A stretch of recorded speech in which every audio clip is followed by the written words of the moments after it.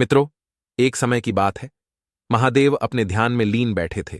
तभी देवी पार्वती उनके पास आके बोलती है, हे स्वामी, मैं आपसे एक प्रश्न के उत्तर लेने आई हूं। हे स्वामी, कृपया करके आप मुझे मेरे प्रश्न का उत्तर दें। देवी पार्वती की बात सुन महादेव कहते हैं, हे प्रिय, तुम कौन सा प्रश्न का उत्तर लेने मेरे पास आई हो? मुझे बताओ, मैं तुम्हारी समस्या का निवारण करूंगा। देवी पार्वती बोली, हे स्वामी, मैं जानना चाहती हूं, यदि कोई मनुष्य को भगवान पर विश्वास हो, पूरी श्रद्धा हो, तो इस संसार में कोई कठिन से भी कठिन काम उस मनुष्य के लिए मुश्किल नहीं होगा। क्या उस पर भगवान की कृपा बरसने लगती है और गूंगा बोलने लगता है, लंगड़ा बड़े बड़े पर्वत को पार कर जाता है? क्या भगवान के भक्त के लिए कोई काम कठिन नहीं है? ये बात सुनकर भगवान भोलेनाथ कहते हैं कि हे पार्वती, हे प्रिय, इस प्रश्न का उत्तर मैं तुम्हें एक कहानी के माध्यम से दूंगा, जिसे सुनने के बाद तुम्हारे मन की सारी समस्या दूर हो जाएगी। हे देवी, आप तो जानती ही हैं कि आधा अधूरा ज्ञान हानिकारक होता है, इसलिए मेरा आपसे अनुरोध है कि आप इस कहानी को पूरा अवश्य सुनिएगा। जो इस कथा का श्रवण सच्चे मन से करता है, उसका अवश्य ही उद्धार होता है। भगवान अब उस कथा को सुनाना प्रारंभ करते हैं और कहते हैं कि हे देवी पार्वती, बहुत समय पहले की बात है। यमुना जी के उस पार किसी गांव में दो ग्वालन स्त्रियां रहती थीं। एक का नाम था गीता और दूसरी का नाम था सीता। ये दोनों स्त्रियां नाव में बैठकर के यमुना जी को पार करती और वृंदावन में आकर के दूध बेचा करती थीं। ऐसे ही ये दोनों ग्वाला स्त्रियां पूरे वृंदावन में घूम घूम करके दूध बेचा करती थीं, और जब सुबह से शाम तक इनका सारा दूध बिक जाया करता था, तो गीता और सीता अपने घर से जो भोजन लेकर के आती थी, मक्खन और रोटी, उसको यमुना जी के किनारे पर लगे हुए एक पेड़ की छांव में बैठकर खाती और आराम करती। इसके बाद वे नाव में बैठ करके यमुना जी के पार अपने गांव में पहुंच जाती थीं। यह दोनों ग्वाल स्त्रियां गीता और सीता थीं, तो वृंदावन के यमुना पार की, पर भगवान कृष्ण को यह जानती तक नहीं थी। इनको यह भी नहीं पता था कि भगवान कृष्ण कौन है और उनकी भक्ति क्या होती है। यह दोनों ग्वाल स्त्रियां केवल दूध बेच करके अपने जीवन का गुजारा करती और अपने परिवार और अपना पेट पालती थीं। यही इनका काम था। एक दिन की बात है, ये दोनों स्त्रियां गीता और सीता दूध बेचने के लिए वृंदावन आई। आज इनका दूध जल्दी ही बिक चुका था। गीता ने सीता से कहा कि अरे बहन, आज हम दोनों जितना दूध लेकर के आई थीं वह तो बड़ी जल्दी बिक गया। सीता ने कहा, हां बहन गीता, तुम बिल्कुल ठीक कहती हो। आज जो भी दूध हमारे पास था वह सब बिक चुका है। अब हमें क्या करना चाहिए? इतनी जल्दी घर जाकर के हम क्या करेंगे? गीता ने कहा कि बहन सीता, वह देखो सामने एक मंदिर है, वहां पर बहुत सुंदर कथा चल रही है। जब तक शाम नहीं हो जाती तब तक हम दोनों चल करके वहीं पर कथा को श्रवण करते हैं। सीता ने कहा कि बहन, यह कथा क्या होती है? गीता कहने लगी कि मुझे भी नहीं पता कि कथा क्या होती है, पर लोग कहते हैं कि कथा होती है। चलो वहीं पर चल करके देखते हैं कि कथा क्या होती है। ये दोनों ग्वाला स्त्रियां वहां मंदिर में जहां पर कथा चल रही थी वहां पर पहुंच जाती है और भक्तों के बीच में बैठ करके कथा का श्रवण करने लगती है। कथा में प्रेम से गुरुजी भगवान की चर्चा कर रहे थे। गुरुजी कह रहे थे कि जिसे भगवान के चरणों में प्रेम नहीं, उसका जीवन व्यर्थ है। जिसने भगवान की भक्ति नहीं की, उसका जीवन बेकार है। भगवान को प्राप्त करना ही मनुष्य जीवन का परम लक्ष्य है। यह शरीर रूप केवल हमें भगवान की प्राप्ति करने के लिए ही मिला है। इस संसार में जो भी लोग हैं वह सब दूसरे कामों में लगे हुए हैं। वह यह भूल चुके हैं कि यह जीवन हमें क्यों मिला है, हमारा यहां आने का उद्देश्य क्या है। गुरुजी ने जब इस तरह से समझाया तो गीता और सीता सुनकर बहुत प्रभावित हुई। फिर वह दोनों नदी के किनारे जाकर के कहती हैं कि बहन देखो, गुरुजी ने आज क्या कहा है। भगवान श्री कृष्ण के चरणों में अगर प्रेम नहीं हुआ तो यह जीवन बेकार है। फिर दूसरी ग्वालन कहती है कि तो बहन, क्या हमारा जीवन बेकार चला जाएगा? फिर वह बोलती है कि हां बहन, लगता तो ऐसा ही है। फिर पहली बोलने लगती है कि तू बता, कभी तुमने श्री कृष्ण को देखा है? फिर दूसरी बहन कहती है कि अरे बहन, मैं तो तेरे साथ ही रहती हूं, भला मैंने कब भगवान को देखा है? दूसरी ग्वालन पूछती है, तो ये बताओ कि भगवान कहाँ मिलेंगे? और वे दोनों आपस में इस तरह से चर्चा कर रही होती हैं कि इतने में ही एक संत वहां से निकल गए। दोनों स्त्रियां उस संत को देखती हैं और कहने लगती हैं कि बहन, मुझे लगता है कि भगवान इन्हीं संत के पास होने चाहिए। चलो इनके पास चल करके भगवान को लेकर के आते हैं। वह साधु अपना झोला और सामान यमुना जी के किनारे रखकर के स्नान करने के लिए वहां से निकल पड़े। वे दोनों स्त्रियां यमुना के किनारे गई और चुपके से साधु का झोला उठा करके वहां से आने लगी। दोनों ने साधु के झोले में जब देखा तो उन्हें एक डिब्बा मिला। उन्होंने जैसे ही उस डिब्बे को खोला तो उसके अंदर लड्डू गोपाल जी बैठे हुए थे। लड्डू गोपाल को देखकर के वे दोनों रोने लगी। एक दूसरे से कहने लगी कि अरे बहन, रो क्यों रही है, मिल तो गए। भगवान फिर कहती है कि हे भगवान, आपको बाबा जी ने इतने छोटे से डिब्बे में बंद करके रखा है। अरे देखो तो सही, भगवान का पांव टेढ़ा हो गया है। मुझे तो लगता है कि यह बाबा भगवान को डराता धमकाता है। प्रभु, अभी तो बाबा यहां नहीं है, वह स्नान करने जा रहा है। आप थोड़ी देर के लिए अपना पांव सीधा कर लो। एक ग्वाले से कहती है कि भगवान तो अपना पांव सीधा ही नहीं कर रहे हैं। मुझे तो लगता है कि डब्बे में बंद रहने के कारण इनका पांव अकड़ गया है। न जाने इस बाबा ने भगवान को इस डिब्बे में कब से बंद करके रखा हुआ है। चलो भगवान, अब हम तुम्हारा पांव सीधा कर देते हैं। इसके बाद वह ग्वाला अपने भोजन की पोटली में से मक्खन को निकाला और उस मक्खन को लड्डू गोपाल की जो मूर्ति थी उस पर मालिश करने लगी। भगवान ने जब उन दोनों को इतने प्रेम से देखा तो भगवान श्री कृष्ण उनके सरल और सहज स्वभाव को देखकर कि भगवान उन पर रीझ गए और अपने भक्त के प्रेम के लिए भगवान ने अपने हाथ पांव सीधे कर लिए। फिर एक ग्वालन कहने लगी कि देखो, भगवान ने अपने हाथ पांव तो सीधे कर लिए। फिर दूसरी कहती है कि हां बहन, ये बहुत भूखे भी हो सकते हैं। पता नहीं बाबा ने इन्हें खाना खिलाया भी है कि नहीं।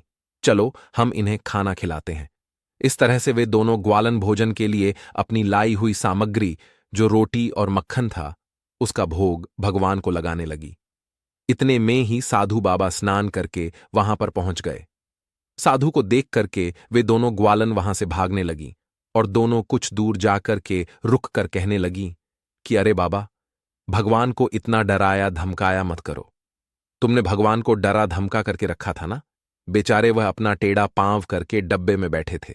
हमने उनका जो पांव टेढ़ा था उसको सीधा कर दिया है। अब उनका पांव टेढ़ा मत करना। जब साधुओं ने लड्डू गोपाल को देखा तो लड्डू गोपाल के दोनों हाथ पैर जो थे वे सब सीधे हो गए थे। ये चमत्कार देख करके वे जो साधु थे उन दोनों स्त्रियों को रोकने के लिए उनके पीछे पीछे भागने लगे और बोले, अरे रुक जाओ, भागो मत, मैं तुम्हें कुछ नहीं कहूंगा। पर वह दोनों रुकी नहीं। उनको लगा कि यह जो बाबा है उन्हें पकड़ करके मारेगा। अगले दिन फिर से वे दोनों ग्वालन स्त्रियां दूध बेचने के लिए वृंदावन आई और आज भी उन दोनों के जो दूध था जल्दी बिक चुका था और आज फिर से वे मंदिर में कथा सुनने के लिए चली गई। उस दिन भी जो वहां पर कथा चल रही थी उसमें जो गुरुजी थे कथा कह रहे थे, वे भगवान के नाम की महिमा की चर्चा कर रहे थे। गुरुजी कह रहे थे कि भक्तों, यदि आप राधे श्याम जपोगे तो भवसागर से पार हो जाओगे। इसलिए भगवान के नाम को हमेशा जपते रहना चाहिए। यही नाम हमें भवसागर से पार करवा सकता है। आज की कथा सुनकर के दोनों वापस अपने घर के लिए जाने लगी। फिर एक ग्वालन दूसरी ग्वालन से कहती है कि तुमने सुना, आज गुरुजी ने कथा में कहा था कि जो भी व्यक्ति प्रेम से राधे श्याम जपोगे तो वह भवसागर को पार हो जाएगा। तो बहन, राधे श्याम नाम लेने से यदि कोई भी व्यक्ति भवसागर को पार कर सकता है तो यह यमुना जी तो हम बड़ी आसानी से पार कर सकते हैं। एक ग्वालन कहती है कि हां बहन, तुम बिल्कुल ठीक कहती हो। अब हम दोनों रोज इस पार से उस पार आते जाते हैं और इसी में हमारा 1 रुपए नित्य खर्च हो जाता है, जो हमें नाव का किराया देना पड़ता है। अब हम भी राधे श्याम का जाप करेंगे और बिना पैसे खर्च किए यमुना जी के पार उधर चले जाएंगे। वे दोनों बहनों ने गुरु के वचनों पर विश्वास करके राधे श्याम नाम जपने लगी और यमुना जी की ओर बढ़ने लगी। वह दोनों राधे श्याम जपते हुए सच में पानी के ऊपर चलने लगी। इस तरह से वे दोनों ग्वाला स्त्रियां राधे श्याम नाम का जाप करते हुए पानी के ऊपर चल करके यमुना को पार कर लिया। अब तो उन दोनों बहनों ने, जो ग्वाल स्त्रियां थीं, भगवान कृष्ण के प्रति उनका विश्वास और प्रेम बढ़ गया। वह दोनों कृष्ण की भक्ति करने लगी।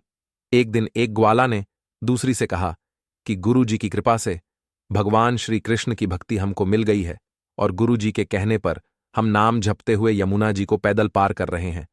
इससे हमारे बहुत से पैसे भी बच चुके हैं। बहन, हम क्यों ना गुरु जी को अपने घर को एक बार बुलाएं और उन्हें बुला करके हमको भोजन खिलाना चाहिए।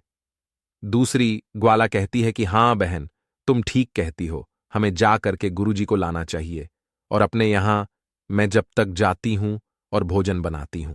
इस तरह से पहली ग्वालन गुरु जी को लेने के लिए चली गई और दूसरी भोजन बनाने के लिए चली गई। पहली ग्वालन मंदिर में गई और गुरु जी से कहने लगी कि गुरु जी, हम चाहते हैं कि आप अपने चरण कमल हमारी कुटिया में रखो। हम आपको भोजन करा करके कुछ दान दक्षिणा देना चाहते हैं। ग्वालन की बात को सुनकर के उसकी बात को स्वीकार कर लिया और कहा कि ठीक है बेटी, मैं तुम्हारे साथ तुम्हारी कुटिया में चलने के लिए तैयार हूं।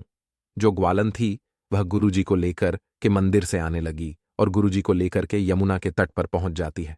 गुरुजी ने जब देखा कि यमुना के तट पर कोई नाव नहीं है, ये मुझे पार कैसे लेकर जाएगी, तब गुरुजी ने उस ग्वालन से कहा कि बेटी, तुम मुझे यमुना पार कैसे लेकर के जाओगी, यहां तो कोई नाव नहीं दिखाई दे रही है। फिर वह ग्वालन कहने लगी कि गुरुजी, आपने ही तो हम सबसे कहा था, सबसे बड़ी नौका आपने हमको प्रदान कर दी है। उस ग्वालन को लगा कि जैसे हम गुरुजी की शिष्या बन करके राधे श्याम नाम का जाप करके यमुना को पार कर लेते हैं, वैसे ही गुरुजी भी यमुना पार कर लेंगे। फिर वह ग्वालन राधे श्याम का नाम झपते हुए पानी के ऊपर चलने लगी। ग्वाल ने जब थोड़ी दूर जाकर के पलट कर देखा तो गुरुजी वहीं किनारे खड़े हुए थे।